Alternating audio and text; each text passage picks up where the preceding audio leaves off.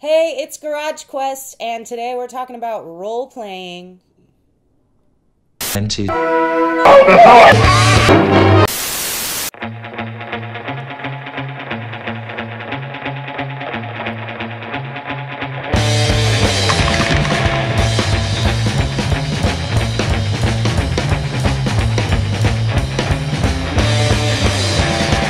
Hey, and welcome to Garage Quest, the show that takes place in a garage and where we talk about Dungeons and Dragons.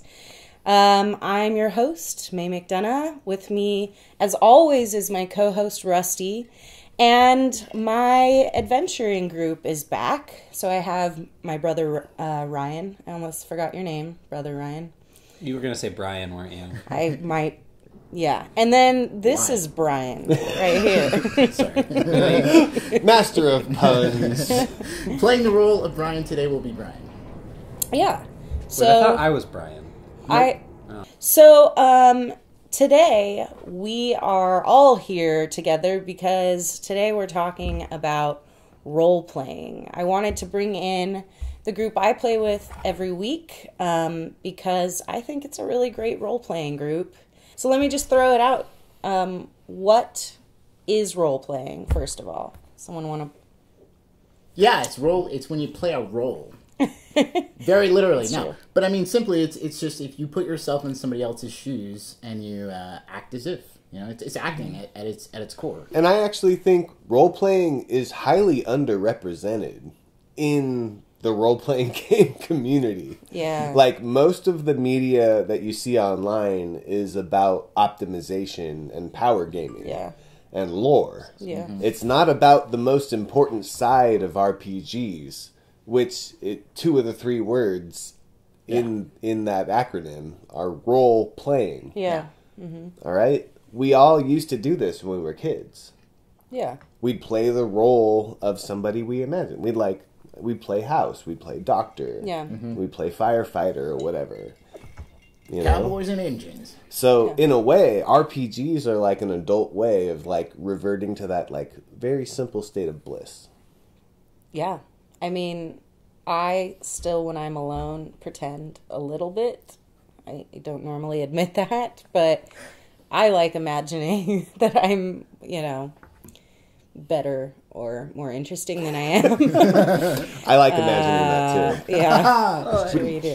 People do it all the time in video games, and it's not considered weird. It's a little more challenging when that you really have to come up with the dialogue and stuff on your own instead of selecting from a list or something. But that also kind of gives you the freedom to have something unexpected happen, which is what I think everyone's after in their entertainment, and it's increasingly difficult to find.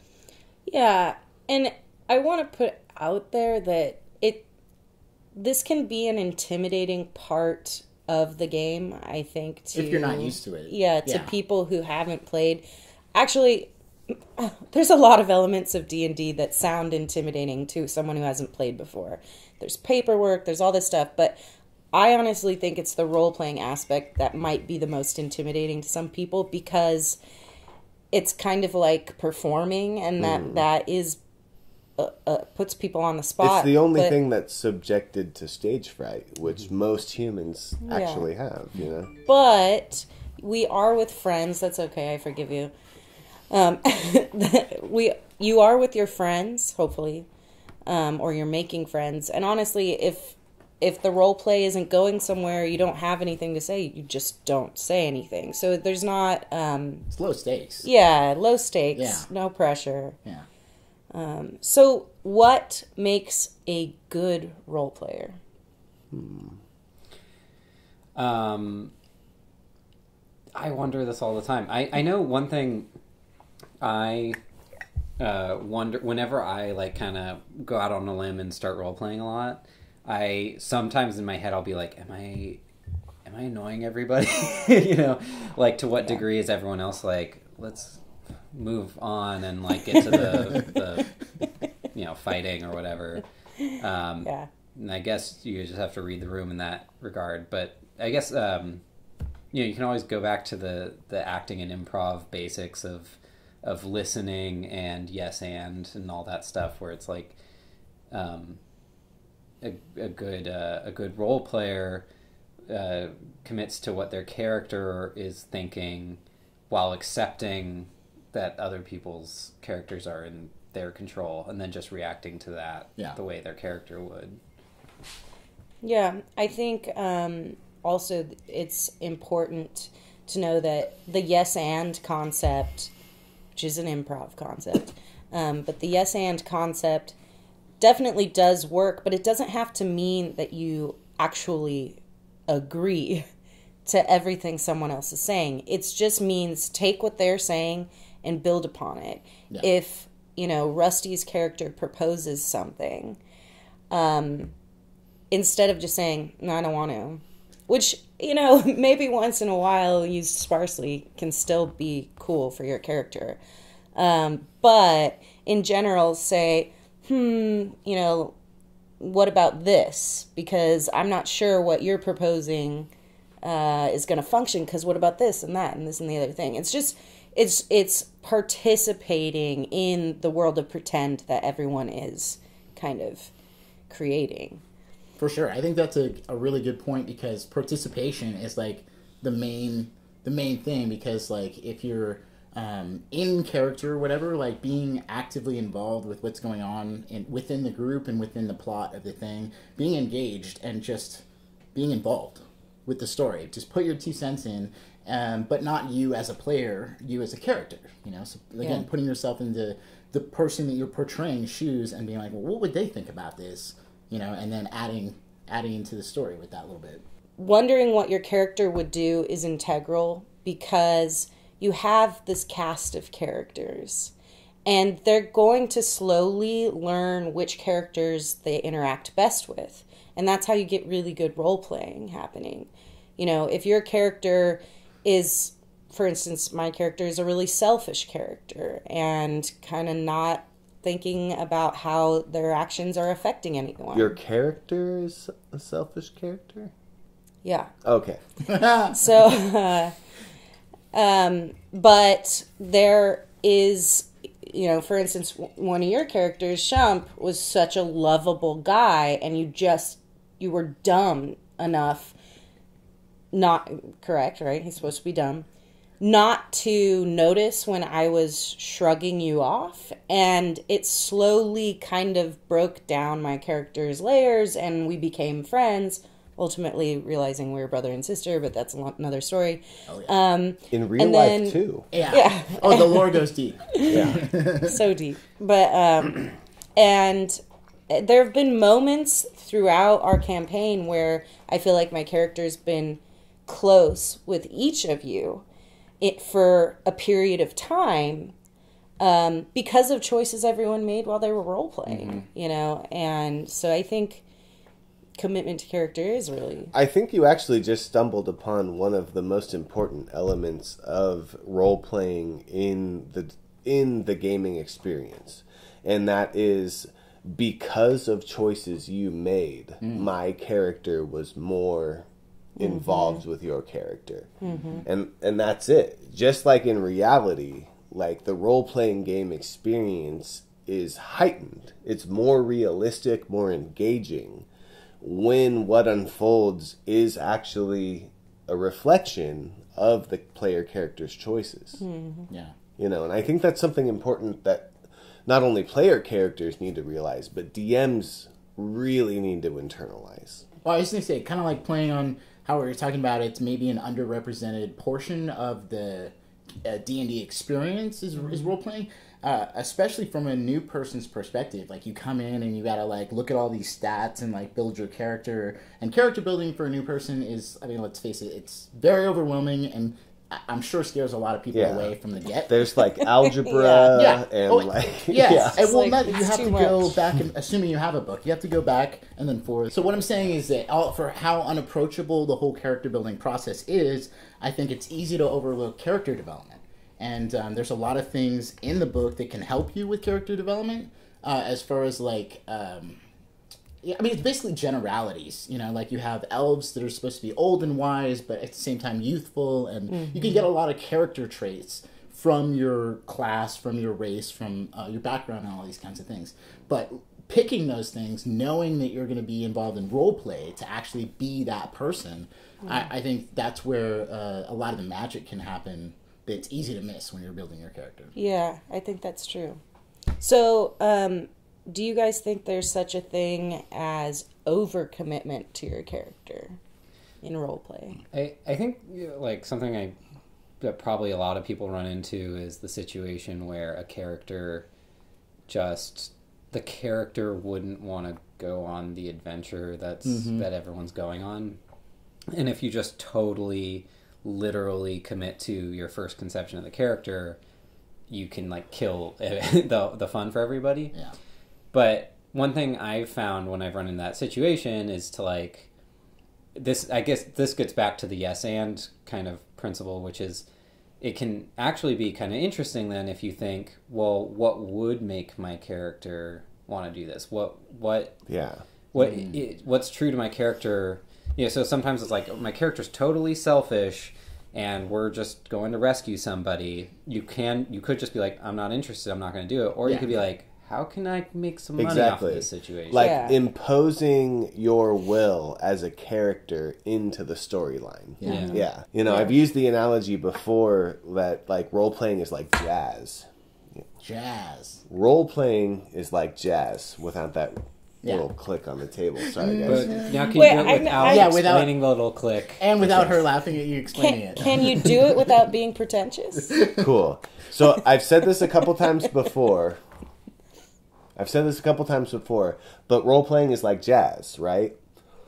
So everybody in the ensemble is familiar with the chord progression, but they're each trying to like maximize their own impact in the composition, right? I don't know why I picked the clarinet, but it's the dice. I like that was your go-to. Yeah, it could have been anything, but in your mind it was a clarinet. It's the dice you don't roll. Yes. Yeah. Okay, so I think I mentioned metagaming earlier. Can we talk about what that is? Yeah, metagaming coming from the, I think, metaphysical philosophy. It's Greek. Yeah. Meta's Greek, yeah. Yeah.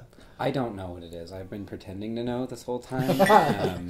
Yeah. So it's like where your consciousness as the controller of your player character infuses itself into the character itself. So it can be as simple as having too much conversation about what's going on as your actual reality self. True. But it can also be making decisions for your character based on things your character wouldn't know. Especially if it goes against your characterization, your character's... Which, in my opinion, is the only time metagaming is detrimental to the game. Is like when it breaks the suspension of disbelief. Mm-hmm. Well, I think there's... I agree with that. Except I do think there's an exception. I think that too much time talking about the game can be detriment to me. It can also kind of lead to cheating. A lot of the time. Yeah. What does it mean to cheat at D&D? Well, right. And that's the thing, because you're only cheating yourself. True. As is true in school. And in life. Yeah. There'll be times where it's like, your character is in a different room, and my character is across the map, from yours, and you're in trouble. Your character's in trouble. My character wouldn't know that, and sometimes it'll be like, "Oh, I decided to go check on Brian's character." Yeah. And it's like sometimes that could be fine. It's like up to you as a group. But then I would also say that's one of those situations where there could be something more interesting that happens if you go. That keep has going happened with recently. Yeah. Drew, your character, was dying. Yeah. But you had ran out before all of us, and you were hidden behind a large tower, a siege tower. Yep. You had no line of sight. And I knew, as myself, May, that what was happening. I knew he had hit 0 hit points. Because we're literally sitting right next to each other. Yeah. Yeah. But as Elementos, I was very far away and there was an obstruction. I couldn't see you. And that proposed a challenge. How do I, as Elementos, create a scenario where I'm not cheating, but I also maybe find a way to get into sight for him so that it propels the story forward, because so you I can figured heal out how to use the flumpaphone to check in on the status of Drew. Yeah, we have this made-up magical item, the flumpaphone. Mine's a tattoo, by the way. We all have different shapes and sizes, But yeah, when it dawned on me I had that, I was like, "Hey, how you doing, buddy?" You know, dying a bunch. Okay, over move here. 5 feet to your left, and now I can help you.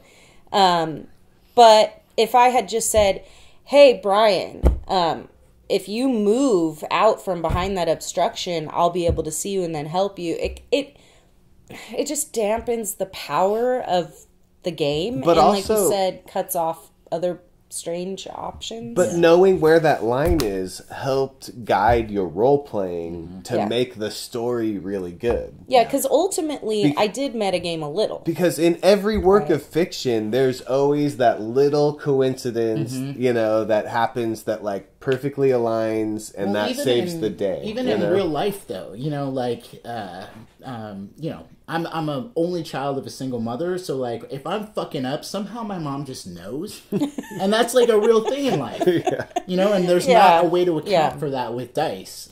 I think it's important to note the difference between metagaming and inactive role playing, because the book, the DMG separates active role-playing and inactive role-playing. Active role-playing, speaking as your character. Yep.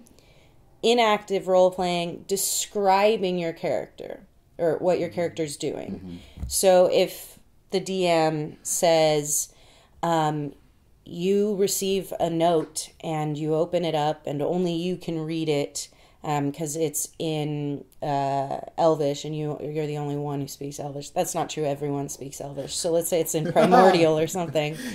And then you can either choose to do active role play, which is, let's say, if you want to share this information with your players, you can say, "Hey guys, I just got this note, and it says this." Or you can do something called inactive role playing, which is to say, okay, I tell everybody what it says. And for me personally, I think there's really important that you have both in the game. But I think there are groups that just, you know, are more about inactive role playing. They just describe, they're narrators. And on the contrary, I think that there are groups that commit, that are like totally committed. Yeah. For example, like there was this vampire RPG back when I was in high school. I actually forget the name of it at the top of my head, but that was entirely like I am personifying my character, and everything that we do when we play a game, we're literally reenacting. Like down to like we're not playing at a tabletop, but like we're playing in the room where our characters are playing, because we're actually our characters. I think there were some kids at my high school that were probably playing that game 24/7. Yeah. It's something I'd want to bring up, because that's definitely the kind of thing that I do think comes down to player preference and also player ability, because some people can improvise more easily than others. And, you know, like, one thing I don't think we've touched on is the question of voices and accents and stuff. Because, Yep. you know, Brian can do voices consistently.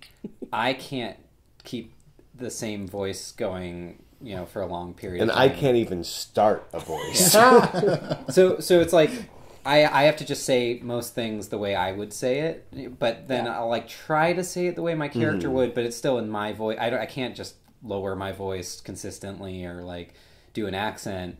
But then sometimes I'll find myself in a situation where, you know, I'll be playing a character that's kind of dumb, and I'll be trying to say something, and I can't think of the dumb way to say it. So I think that's a good point here to make, which is when you're choosing for your character attributes that don't align to your actual self in a severe way, like an extremely different level of intelligence, or if you're not someone who feels really strong with accents, either be prepared not to do very well and come in and out and do the slap of the bass thing. I can't do accents at all, which is ironic because I studied linguistics in college. Like, that's what my degree is in. Yeah. And I can't do it for the life of me. You know? I'm pretty good at accents if I prep and, and put myself in that I'm committed place. A lot of things like accents are just about, like, just no holds barred. Yeah. Just do it. Well, I think the minute you start to hesitate or doubt yourself, you falter.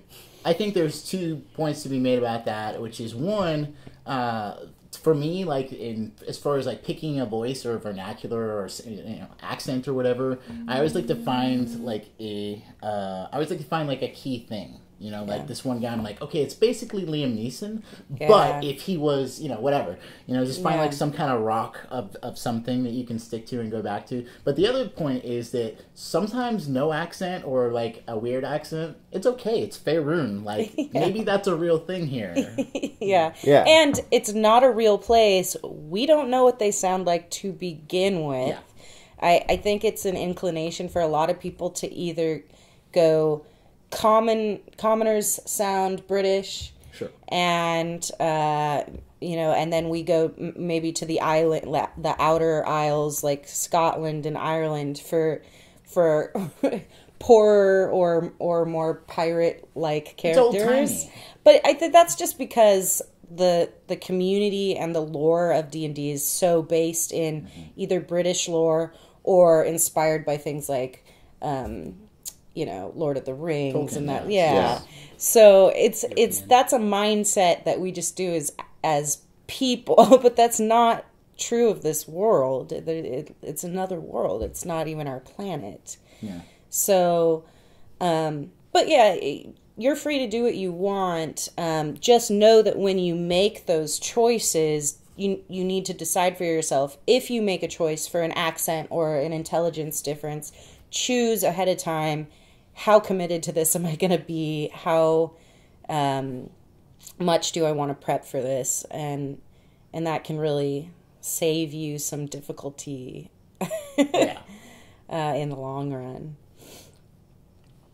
Does anyone have any other tips for role-playing? I think something that it's similar to what just came up, but I think it can be applied more broadly than accents is like, I think someone mentioned kind of having go-to ideas, having kind of something you can, a bag of tricks you can keep pulling from.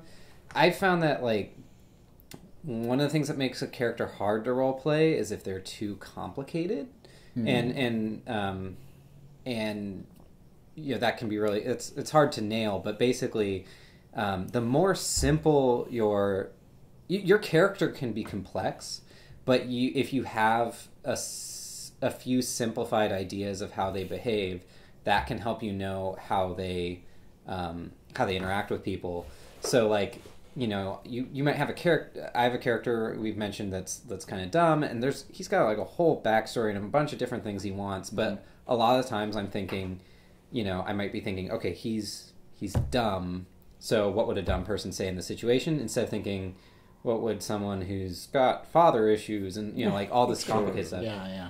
And you can have, and it doesn't have to just be a one-trick pony, but sometimes if it's like a few tricks where it's like, okay, they're dumb, but they want to be perceived as smart or something like that.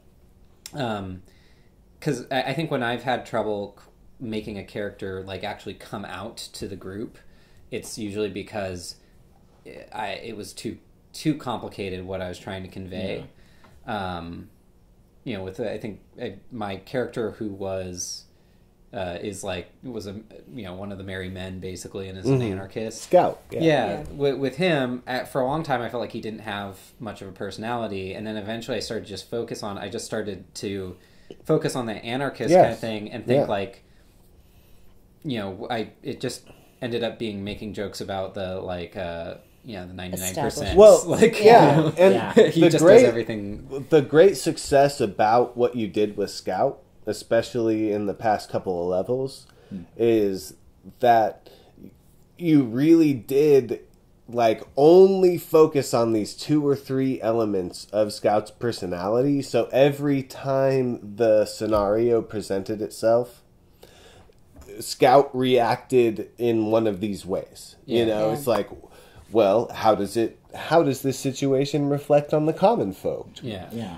How does this situation reflect on the distribution of wealth? Yeah. How does this situation reflect on the power of the establishment authority? You know, and you really kept your reaction as a character to the scenario within those 2 or 3 motifs. I would like to break in here and say that on most character sheets, there's a section for ideals. There's Flaws a section, and bonds. Yes. So the way in my mind, those are there for a reason. If you can really narrow down a simple sentence into those boxes, I like to add backstory and motivation, because your backstory, your ideals, your bonds, your motivation, they can all be clashing and different. But if you have those boxes to refer to, then when you're given an opportunity or, you know, a circumstance arises in which you need to make a choice as a character, you can ask yourself, well, here's my motivation, here's my ideals. What does this cater to? Does this cater to my motivations? Okay, then that helps me make my choice. Does this cater to my ideals? Okay, that helps me make this choice. Does this fall into my flaws? Sure. Okay, then this Yeah. helps me not succeed. Yeah, this You is know? my temptation. Yeah. And that's one of those things I'm probably guilty of not utilizing those boxes in a way as well as I could, but No, but that is really what they're one of the for. cool things about 5th edition D&D is the way that they've got the character backgrounds. Like, you don't have to roll for all of those. You can pick them or invent your own. Sure. yeah. You know, but you're absolutely right. As long as you keep those boxes in mind, which aspect of my player character does this scenario most appeal to? Yeah. And then I'm going to follow that path in my role playing. Yeah. Yeah. So another thing, like if on the topic of, I kind of feel like, what if you don't know how to role play? Like, how do you figure out what your character would say? Like all of these things, and then I'll tack onto that alignment is something that I think, from what I hear, like I'm relatively new in this whole thing, but it used to play a lot bigger role in the game, and in 5th edition, which is what we play, not so much. Not so much, really. There's a very few things where alignment comes into play, but I feel like there's so much character things that can come from just that spectrum of good to evil, and then chaotic to lawful. Has anyone in our group been anything but chaotic good? Yeah. Well, Yeah? Yeah. Drew, as a druid, in my mind, I play him as inherently neutral because, on the one hand, he's a good person, but he also respects the fact that there's a balance in nature. so you know? neutral, neutral. True neutral. Yeah. Because really, if there's somebody who's doing too much good, that could be as much of a problem in upsetting the balance as somebody Exactly. doing too much bad. Because if no rabbits died, there would be no grass to support the whole ecosystem. But that weirdly to you know? me is what I consider chaotic good, because I consider good like your nature, your intentions, and the chaotic, lawful, neutral, etc. more of a reflection of like your behavior. Well, it's the means. So it's interesting How that do you do interpret good? it differently. Well, Yeah. I think that this touches upon like a larger DM topic, which may be like just total tangential, but the notion of morality versus ethical centered storylines is like the morality based stories are a little bit flat. You know, good versus evil. Like, of course, everybody wants to be the good guy. Sure. History is rife with bad guys that think they're good guys. Yeah. Yeah. You know, and good guys that don't realize that they're bad guys. Yes. You know, Oof. really, And sometimes history determines who's the good guy. Oh yeah. the good story comes from the ethics behind it. It's about like not whether things are objectively good or bad, but what is more important in each individual decision. Yeah. You know, that shapes the history or the storyline. So last question, and I'm truly curious, do you have to enjoy role-playing to enjoy D&D?